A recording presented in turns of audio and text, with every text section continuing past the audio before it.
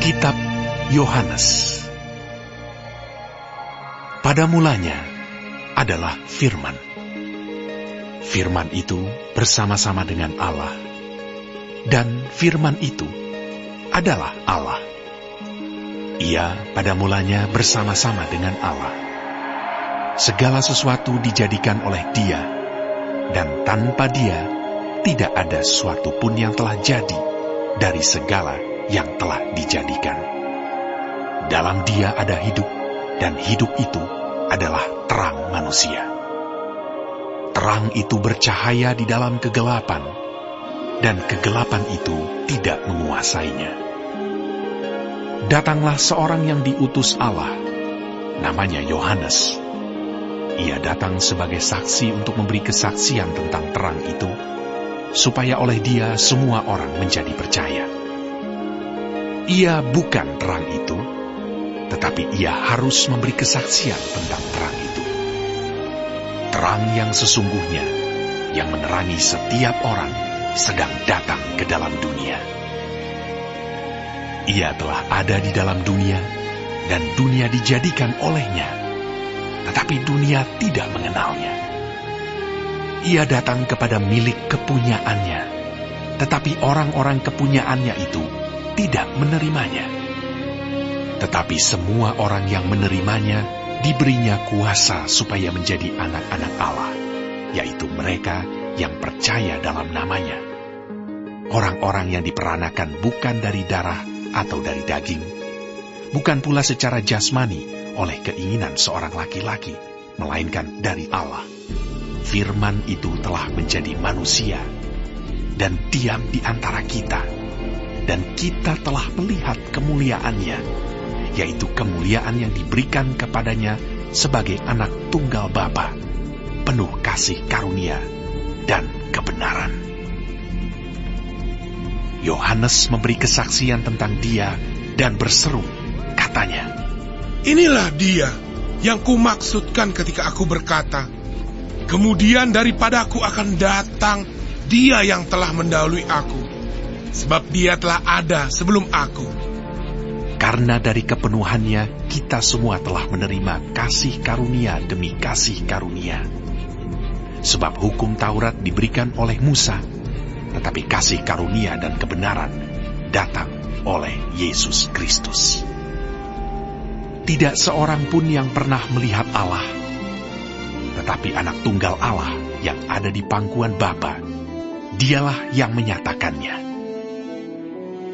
Dan inilah kesaksian Yohanes ketika orang Yahudi dari Yerusalem mengutus beberapa imam dan orang-orang Lewi kepadanya untuk menanyakan dia, "Siapakah engkau?"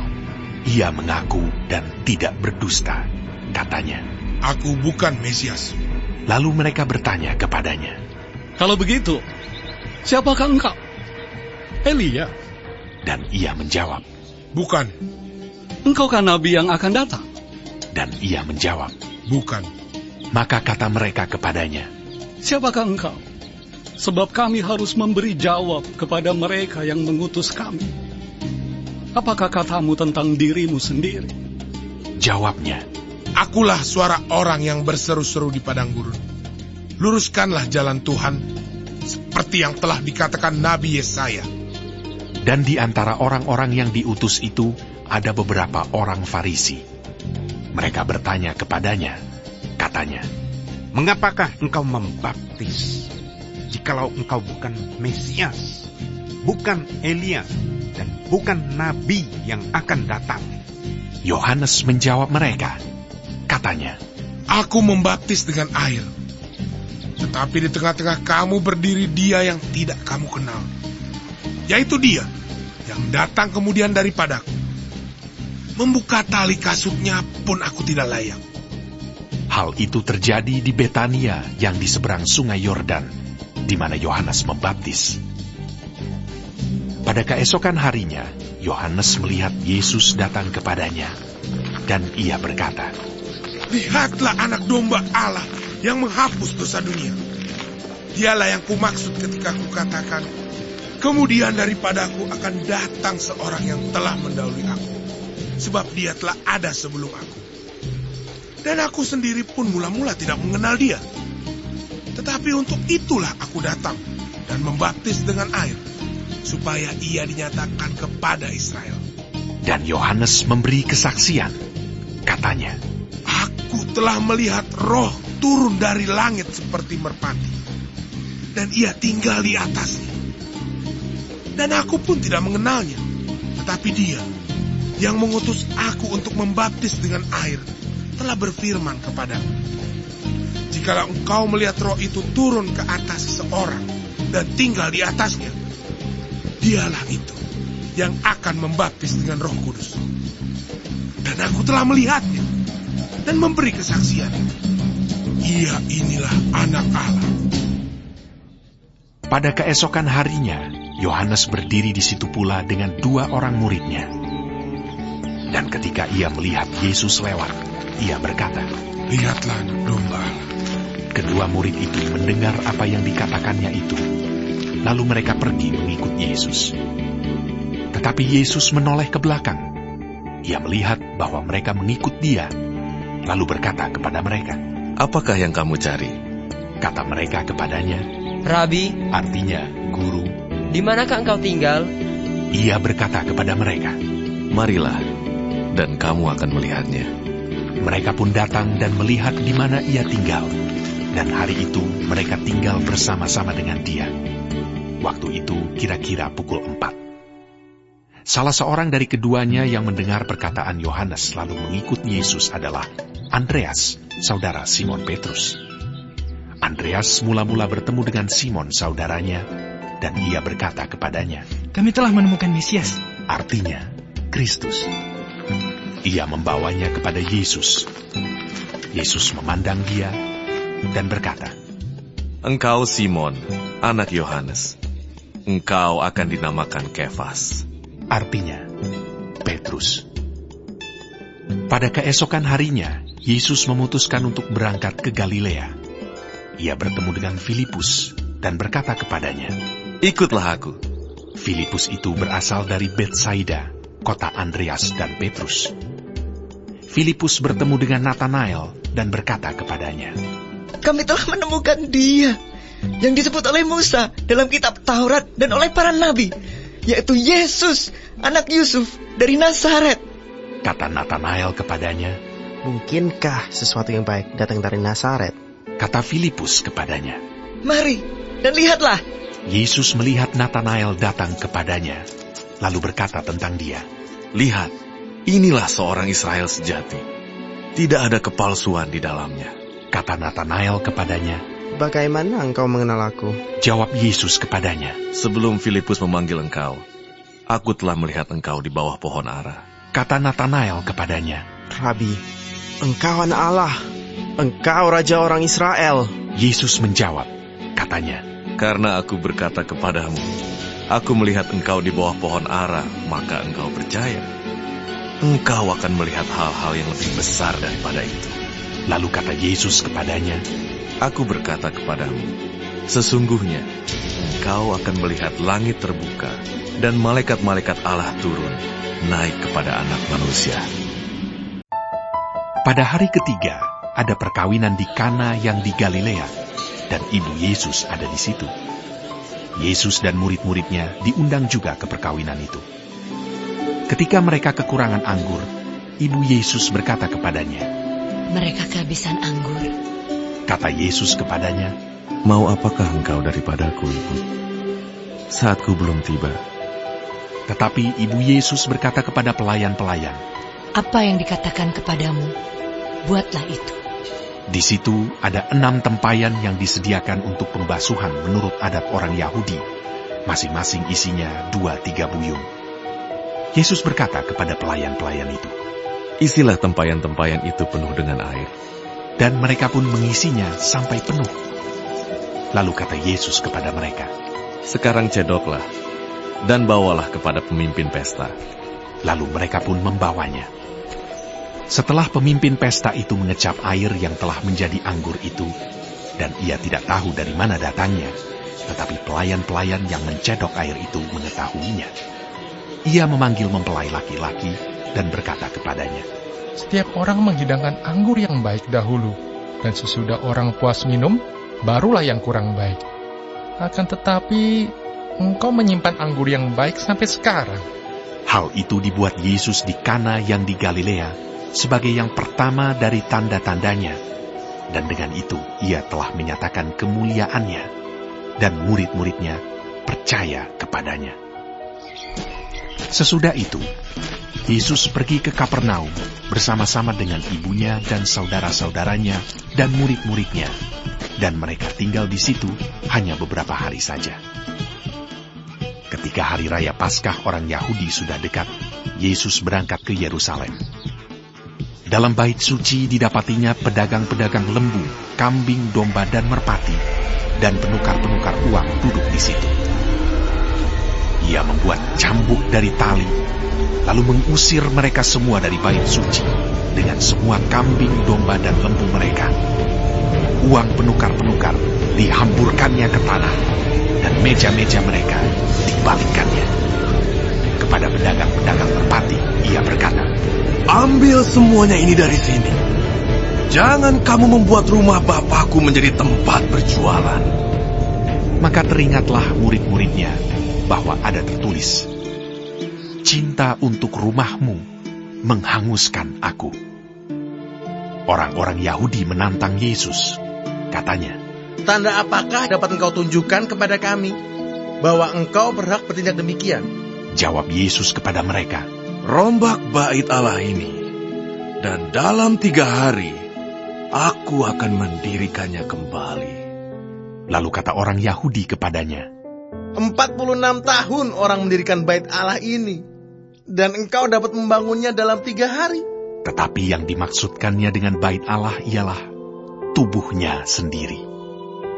Kemudian sesudah ia bangkit dari antara orang mati, barulah teringat oleh murid-muridnya bahwa hal itu telah dikatakannya, dan mereka pun percayalah akan kitab suci dan akan perkataan yang telah diucapkan Yesus. Dan sementara ia di Yerusalem selama hari raya Paskah, banyak orang percaya dalam namanya, karena mereka telah melihat tanda-tanda yang diadakannya.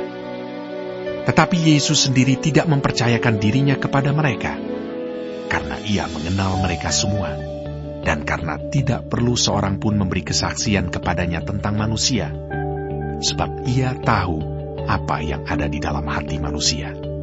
Adalah seorang Farisi yang bernama Nikodemus, seorang pemimpin agama Yahudi. Ia datang pada waktu malam kepada Yesus dan berkata, "Rabi, kami tahu bahwa engkau datang sebagai guru yang diutus Allah.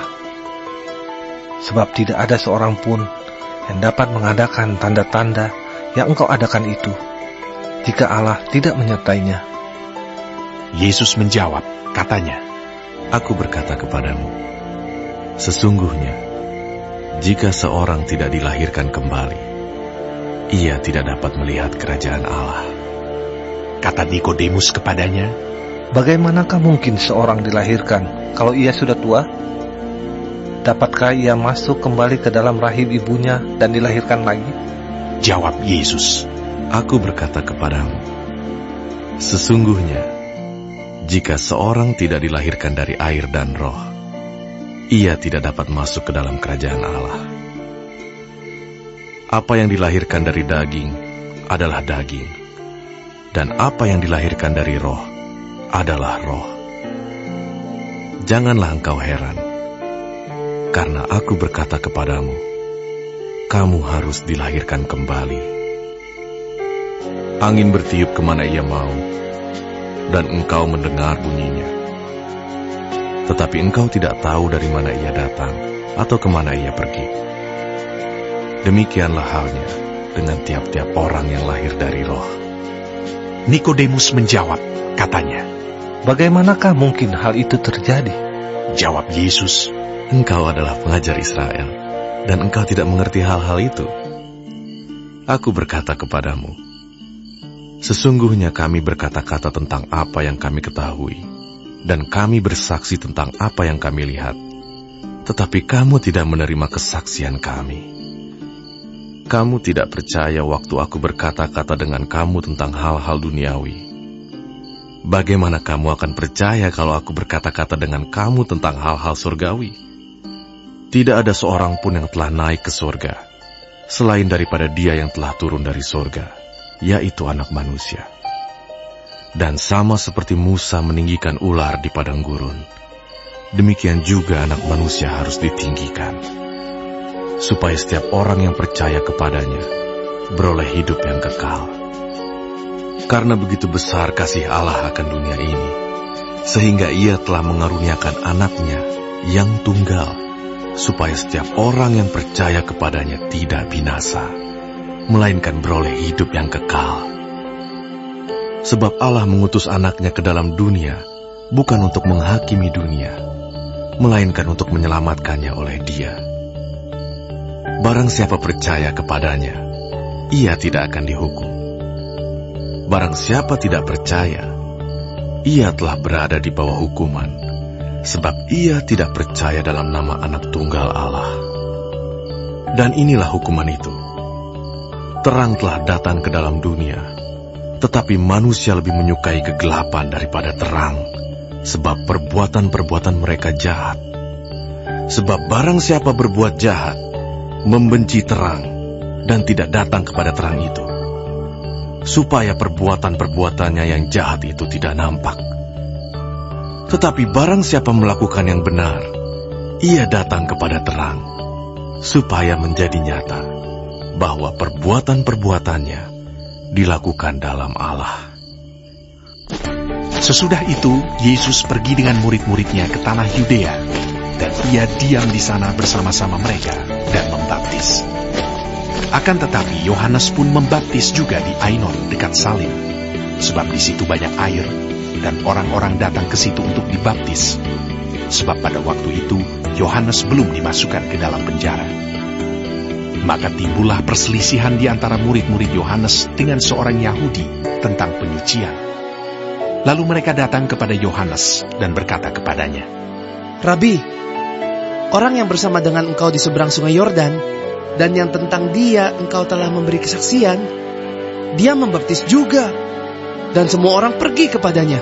Jawab Yohanes, Tidak ada seorang pun yang dapat mengambil sesuatu bagi dirinya, kalau tidak dikaruniakan kepadanya dari sorga. Kamu sendiri dapat memberi kesaksian bahwa aku telah berkata, Aku bukan Mesias, tetapi aku diutus untuk mendahuluinya. Yang empunya mempelai perempuan ialah mempelai laki-laki, tetapi sahabat mempelai laki-laki yang berdiri dekat dia dan yang mendengarkannya sangat bersukacita mendengar suara mempelai laki-laki itu. Itulah sukacitaku, dan sekarang sukacitaku itu penuh. Ia harus makin besar, tetapi aku harus makin kecil. Siapa yang datang dari atas adalah di atas semuanya. Siapa yang berasal dari bumi, termasuk pada bumi, dan berkata-kata dalam bahasa bumi. Siapa yang datang dari sorga, adalah di atas semuanya.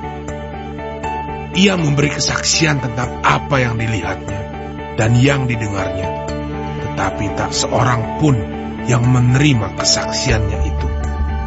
Siapa yang menerima kesaksiannya itu, ia mengaku bahwa Allah adalah benar. Sebab siapa yang diutus Allah, dialah yang menyampaikan firman Allah. Karena Allah mengaruniakan rohnya dengan tidak terbatas. Bapa mengasihi anak, dan telah menyerahkan segala sesuatu kepadanya. Barang siapa percaya kepada anak, ia beroleh hidup yang kekal. Tetapi barang siapa tidak taat kepada anak, ia tidak akan melihat hidup, melainkan murka Allah tetap ada di atasnya. Ketika Tuhan Yesus mengetahui bahwa orang-orang Farisi telah mendengar bahwa Ia memperoleh dan membaptis murid lebih banyak daripada Yohanes, meskipun Yesus sendiri tidak membaptis, melainkan murid-muridnya, Ia pun meninggalkan Yudea dan kembali lagi ke Galilea. Ia harus melintasi daerah Samaria. Maka sampailah ia ke sebuah kota di Samaria yang bernama Sikar, dekat tanah yang diberikan Yakub dahulu kepada anaknya Yusuf. Di situ terdapat sumur Yakub. Yesus sangat letih oleh perjalanan, Karena itu ia duduk di pinggir sumur itu. Hari kira-kira pukul 12. Maka datanglah seorang perempuan Samaria hendak menimba air. Kata Yesus kepadanya, "Berilah aku minum." sebab murid-muridnya telah pergi ke kota membeli makanan. Maka kata perempuan Samaria itu kepadanya, "Masakan engkau seorang Yahudi minta minum kepadaku seorang Samaria?" Sebab orang Yahudi tidak bergaul dengan orang Samaria. Jawab Yesus kepadanya, "Jikalau engkau tahu tentang karunia Allah, dan siapakah dia yang berkata kepadamu, 'Berilah aku minum,' niscaya engkau telah meminta kepadanya, dan ia telah memberikan kepadamu air hidup." Kata perempuan itu kepadanya, "Tuhan, engkau tidak punya timba, dan sumur ini amat dalam. Dari manakah engkau memperoleh air hidup itu? Adakah engkau lebih besar daripada bapa kami Yakub, yang memberikan sumur ini kepada kami, dan yang telah minum sendiri dari dalamnya, ia serta anak-anaknya dan ternaknya?" Jawab Yesus kepadanya, "Barang siapa minum air ini, ia akan haus lagi. Tetapi barang siapa minum air yang akan kuberikan kepadanya, ia tidak akan haus untuk selama-lamanya. Sebaliknya, air yang akan kuberikan kepadanya akan menjadi mata air di dalam dirinya, yang terus-menerus memancar sampai kepada hidup yang kekal." Kata perempuan itu kepadanya, "Tuhan, berikanlah aku air itu, supaya aku tidak haus dan tidak usah datang lagi ke sini untuk menimba air." Kata Yesus kepadanya, "Pergilah, panggillah suamimu, dan datang ke sini." Kata perempuan itu, "Aku tidak mempunyai suami."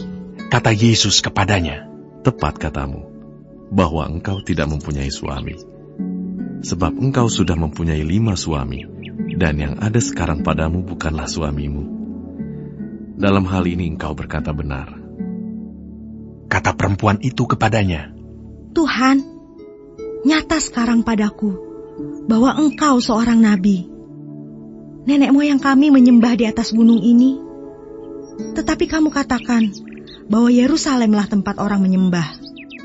Kata Yesus kepadanya, "Percayalah kepadaku, hai perempuan, saatnya akan tiba, bahwa kamu akan menyembah Bapa bukan di gunung ini, dan bukan juga di Yerusalem.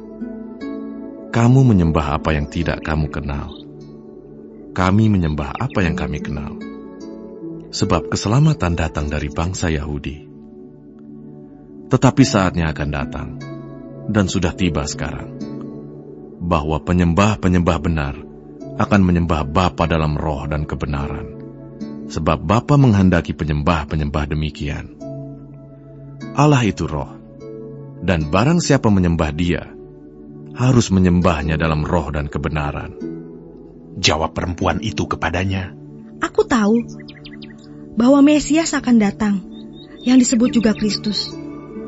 Apabila ia datang, ia akan memberitakan segala sesuatu kepada kami." Kata Yesus kepadanya, "Akulah Dia yang sedang berkata-kata dengan engkau." Pada waktu itu datanglah murid-muridnya, dan mereka heran bahwa ia sedang bercakap-cakap dengan seorang perempuan. Tetapi tidak seorang pun yang berkata, "Apa yang engkau kehendaki?" atau "Apa yang engkau percakapkan dengan dia?" Maka perempuan itu meninggalkan tempayannya di situ, lalu pergi ke kota dan berkata kepada orang-orang yang di situ, "Mari, lihat, di sana ada seorang yang mengatakan kepadaku segala sesuatu yang telah kuperbuat. Mungkinkah dia Kristus itu?" Maka mereka pun pergi keluar kota, lalu datang kepada Yesus. Sementara itu murid-muridnya mengajak dia, katanya, "Rabi, makanlah." Akan tetapi ia berkata kepada mereka, "Padaku ada makanan yang tidak kamu kenal." Maka murid-murid itu berkata seorang kepada yang lain, "Adakah orang yang telah membawa sesuatu kepadanya untuk dimakan?" Kata Yesus kepada mereka, "Makananku ialah melakukan kehendak Dia yang mengutus aku, dan menyelesaikan pekerjaannya. Bukankah kamu mengatakan, 4 bulan lagi tibalah musim menuai? Tetapi aku berkata kepadamu, lihatlah sekelilingmu, dan pandanglah ladang-ladang yang sudah menguning dan matang untuk dituai. Sekarang juga penuai telah menerima upahnya, dan ia mengumpulkan buah untuk hidup yang kekal, sehingga penabur dan penuai sama-sama bersuka cita. Sebab dalam hal ini benarlah peribahasa, yang seorang menabur dan yang lain menuai. Aku mengutus kamu untuk menuai apa yang tidak kamu usahakan. Orang-orang lain berusaha, dan kamu datang memetik hasil usaha mereka. Dan banyak orang Samaria dari kota itu telah menjadi percaya kepadanya karena perkataan perempuan itu yang bersaksi. Ia mengatakan kepadaku segala sesuatu yang telah kuperbuat. Ketika orang-orang Samaria itu sampai kepada Yesus, mereka meminta kepadanya supaya ia tinggal pada mereka. Dan ia pun tinggal di situ 2 hari lamanya. Dan lebih banyak lagi orang yang menjadi percaya karena perkataannya. Dan mereka berkata kepada perempuan itu, "Kami percaya, tetapi bukan lagi karena apa yang kau katakan. Sebab kami sendiri telah mendengar dia, dan kami tahu bahwa dialah benar-benar juru selamat dunia." Dan setelah 2 hari itu, Yesus berangkat dari sana ke Galilea. Sebab Yesus sendiri telah bersaksi bahwa seorang nabi tidak dihormati di negerinya sendiri. Maka setelah ia tiba di Galilea, orang-orang Galilea pun menyambut dia, karena mereka telah melihat segala sesuatu yang dikerjakannya di Yerusalem pada pesta itu, sebab mereka sendiri pun turut ke pesta itu. Maka Yesus kembali lagi ke Kana di Galilea, di mana ia membuat air menjadi anggur. Dan di Kapernaum ada seorang pegawai istana, anaknya sedang sakit.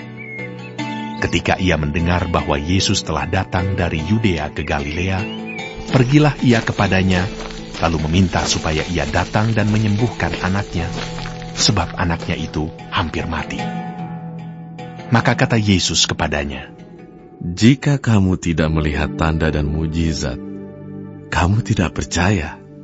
Pegawai istana itu berkata kepadanya, "Tuhan, datanglah sebelum anakku mati." Kata Yesus kepadanya, "Pergilah, anakmu hidup."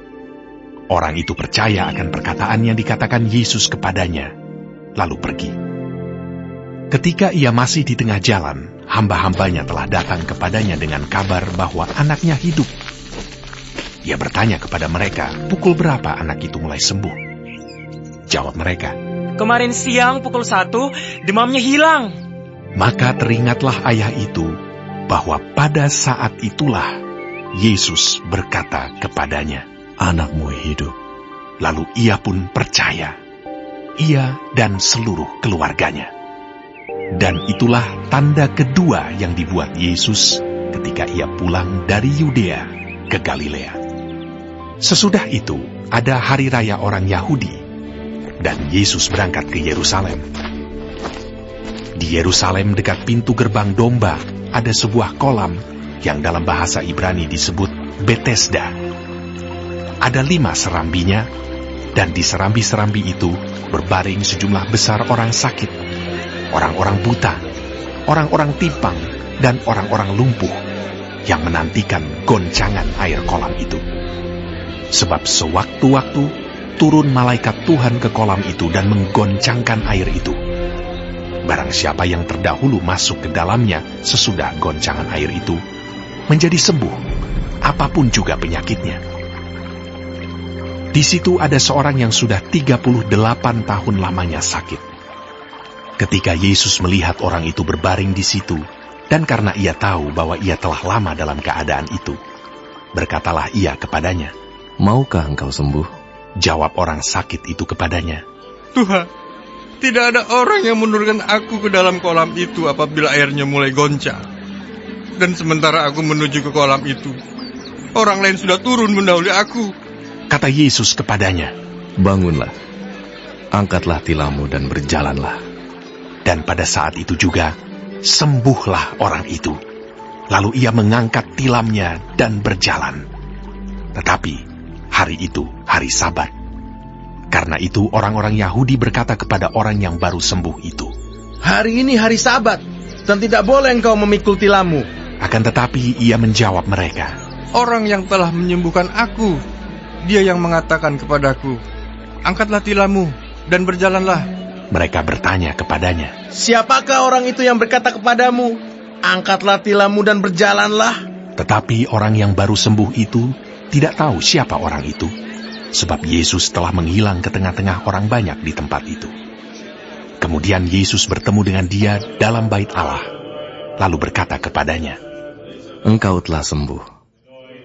Jangan berbuat dosa lagi, supaya padamu jangan terjadi yang lebih buruk." Orang itu keluar, lalu menceritakan kepada orang-orang Yahudi bahwa Yesuslah yang telah menyembuhkan dia. Dan karena itu orang-orang Yahudi berusaha menganiaya Yesus, karena ia melakukan hal-hal itu pada hari Sabat. Tetapi ia berkata kepada mereka, "Bapakku bekerja sampai sekarang, maka aku pun bekerja juga." Sebab itu orang-orang Yahudi lebih berusaha lagi untuk membunuhnya, bukan saja karena ia meniadakan hari Sabat, tetapi juga karena ia mengatakan bahwa Allah adalah Bapanya sendiri, dan dengan demikian menyamakan dirinya dengan Allah. Maka Yesus menjawab mereka, katanya, "Aku berkata kepadamu, sesungguhnya anak tidak dapat mengerjakan sesuatu dari dirinya sendiri, jikalau tidak ia melihat Bapa mengerjakannya. Sebab apa yang dikerjakan Bapa, itu juga yang dikerjakan anak. Sebab Bapa mengasihi anak, dan ia menunjukkan kepadanya segala sesuatu yang dikerjakannya sendiri. Bahkan ia akan menunjukkan kepadanya pekerjaan-pekerjaan yang lebih besar lagi daripada pekerjaan-pekerjaan itu, sehingga kamu menjadi heran. Sebab sama seperti Bapa membangkitkan orang-orang mati dan menghidupkannya, demikian juga anak menghidupkan barang siapa yang dikehendakinya. Bapa tidak menghakimi siapapun, melainkan telah menyerahkan penghakiman itu seluruhnya kepada anak, supaya semua orang menghormati anak sama seperti mereka menghormati Bapa. Barang siapa tidak menghormati anak, ia juga tidak menghormati Bapa yang mengutus dia. Aku berkata kepadamu, sesungguhnya barang siapa mendengar perkataanku dan percaya kepada Dia yang mengutus aku, ia mempunyai hidup yang kekal dan tidak turut dihukum. Sebab ia sudah pindah dari dalam maut ke dalam hidup. Aku berkata kepadamu, sesungguhnya saatnya akan tiba, dan sudah tiba, bahwa orang-orang mati akan mendengar suara Anak Allah, dan mereka yang mendengarnya akan hidup. Sebab sama seperti Bapa mempunyai hidup dalam dirinya sendiri, demikian juga diberikannya Anak mempunyai hidup dalam dirinya sendiri. Dan ia telah memberikan kuasa kepadanya untuk menghakimi, karena ia adalah Anak manusia. Janganlah kamu heran akan hal itu, sebab saatnya akan tiba, bahwa semua orang yang di dalam kuburan akan mendengar suaranya. Dan mereka yang telah berbuat baik akan keluar dan bangkit untuk hidup yang kekal. Tetapi mereka yang telah berbuat jahat akan bangkit untuk dihukum. Aku tidak dapat berbuat apa-apa dari diriku sendiri. Aku menghakimi sesuai dengan apa yang aku dengar. Dan penghakimanku adil. Sebab aku tidak menuruti kehendakku sendiri, melainkan kehendak Dia yang mengutus aku. Kalau aku bersaksi tentang diriku sendiri, maka kesaksianku itu tidak benar. Ada yang lain yang bersaksi tentang aku, dan aku tahu bahwa kesaksian yang diberikannya tentang aku adalah benar. Kamu telah mengirim utusan kepada Yohanes, dan ia telah bersaksi tentang kebenaran. Tetapi aku tidak memerlukan kesaksian dari manusia. Namun aku mengatakan hal ini, supaya kamu diselamatkan. Ia adalah pelita yang menyala dan yang bercahaya, dan kamu hanya mau menikmati seketika saja cahayanya itu. Tetapi aku mempunyai suatu kesaksian yang lebih penting daripada kesaksian Yohanes, yaitu segala pekerjaan yang diserahkan Bapa kepadaku, supaya aku melaksanakannya. Pekerjaan itu juga yang kukerjakan sekarang, dan itulah yang memberi kesaksian tentang aku, bahwa Bapa yang mengutus aku. Bapa yang mengutus aku, Dialah yang bersaksi tentang aku. Kamu tidak pernah mendengar suaranya, rupanya pun tidak pernah kamu lihat. Dan firman-Nya tidak menetap di dalam dirimu, sebab kamu tidak percaya kepada Dia yang diutus-Nya. Kamu menyelidiki kitab-kitab suci, sebab kamu menyangka bahwa olehnya kamu mempunyai hidup yang kekal. Tetapi walaupun kitab-kitab suci itu memberi kesaksian tentang aku, namun kamu tidak mau datang kepadaku untuk memperoleh hidup itu. Aku tidak memerlukan hormat dari manusia. Tetapi tentang kamu, memang aku tahu bahwa di dalam hatimu, kamu tidak mempunyai kasih akan Allah. Aku datang dalam nama Bapakku, dan kamu tidak menerima aku. Jikalau orang lain datang atas namanya sendiri, kamu akan menerima dia. Bagaimanakah kamu dapat percaya? Kamu yang menerima hormat seorang dari yang lain, dan yang tidak mencari hormat yang datang dari Allah yang Esa. Jangan kamu menyangka bahwa aku akan mendakwa kamu di hadapan Bapa. Yang mendakwa kamu adalah Musa, yaitu Musa yang kepadanya kamu menaruh pengharapanmu.